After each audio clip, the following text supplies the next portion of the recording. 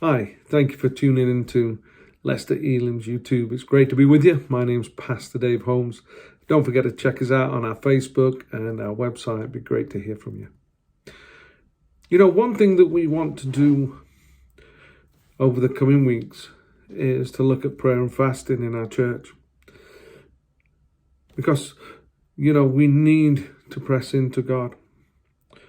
We need to be asking God some questions to find out what His will and His plan and purposes for our lives. For people and individuals that are really going through a tough time at this moment is to hear God's revelation and His word into their lives also. So we're going to be looking this week from the Word of God about prayer and fasting and maybe some examples in the Word of God. And also I'll be sending some information out via email to people about prayer and fasting, just to prepare us for a time where we can come and seek God's face. Well, the first instance I want to talk to you about today is from the book of Acts. And it's found in Acts chapter 9 and starting at the beginning of the chapter through to verse 9 and just beyond that, as we'll see. But this is the account of Paul. Paul's been present at the martyrdom of Stephen, and he's watched all of that happen. And of course, he's a young, zealous man, passionate for the Jews and the Jewish religion. He's a Pharisee, and he's zealous to see this new uprising of people, the people of the way they were called. He wants to put it down. He was there when Stephen was martyred, as we've said. And so he gains permission to go on a journey to round up some of these people of the way. Because what had happened when Stephen was martyred, that the church scattered, and so many of the believers found themselves in Damascus. And so Paul was on a mission. Paul was on a mission sent out to go and round up these people and bring them back to Jerusalem to stand in front of the Sanhedrin and give an account. And so there he was on the journey, a 6 days journey to Damascus, about 175 miles away. And as he's approaching the city, suddenly, you know, I believe in God's suddenlies, don't you?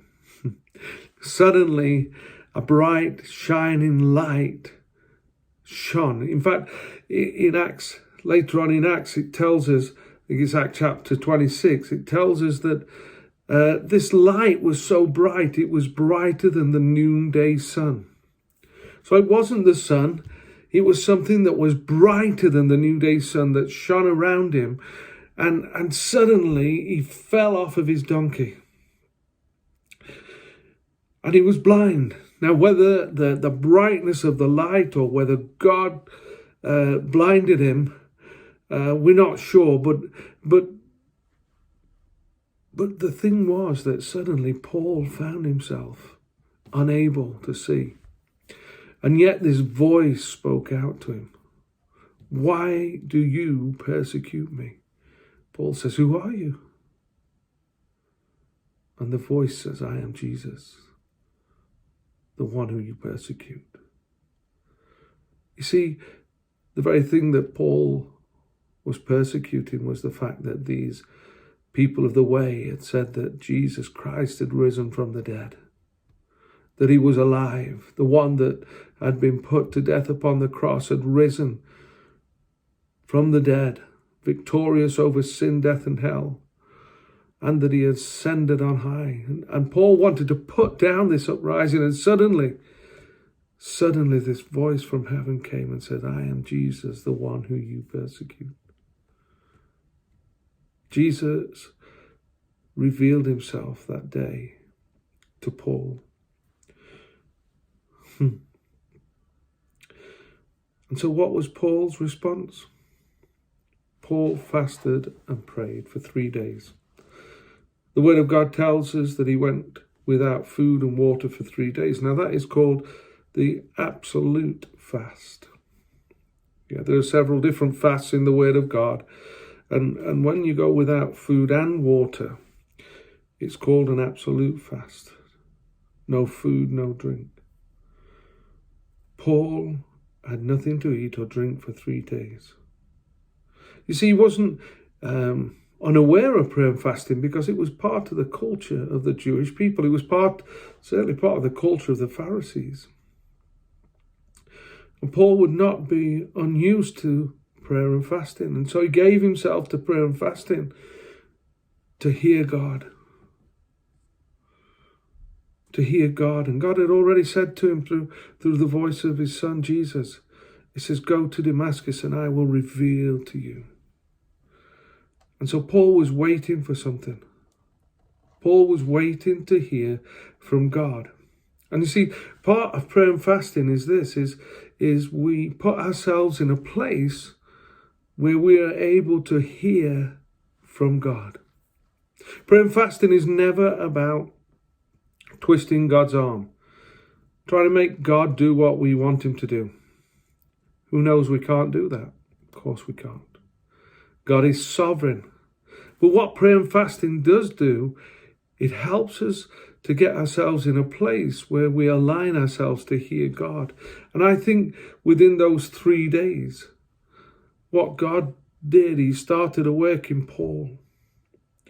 And he began to show Paul the darkness of his life, the darkness of where he had been. And the Lord imparted to his newly chosen one a new faith, a new interpretation of the Old Testament, a new perspective of divine redemption, a new eschatology, a new identification with the followers of the way, and a new mission for his life. To be sure, all that would be unfolded in the weeks and months and years ahead had begun precisely at this moment on the Damascus road. But Paul went to Damascus, led there because he was blind, led by the hand, and there he waited for 3 days. And God revealed himself to Paul, but not in a way that Paul probably expected.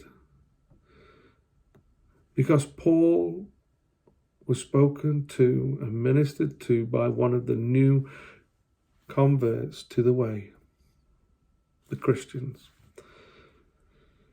His name was Ananias.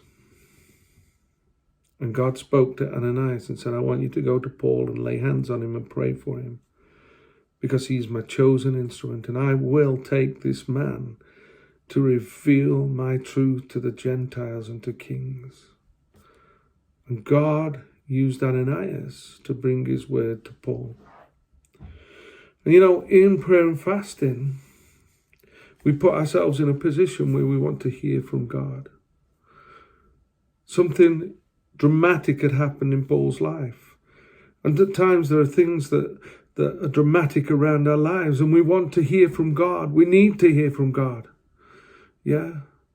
And Paul gave himself to prayer and fasting, and God spoke to him and brought deliverance to his life through Ananias. In prayer and fasting, we put ourselves in a place where God can speak to us and reveal himself to us. You know, we need to be open for God to speak to us. Primarily, God will speak to us through his word. There is no doubt about that. And we need to be in the word when we're in a time of prayer and fasting as well. But God will speak to us through different means, and sometimes through a prophetic voice, sometimes by sending somebody with a word, by revelation or whatever. It's about being open to God speaking to us in that moment. So this is the first account we're going to look at this week, the account of Paul on the road to Damascus. See you soon. Take care. God bless.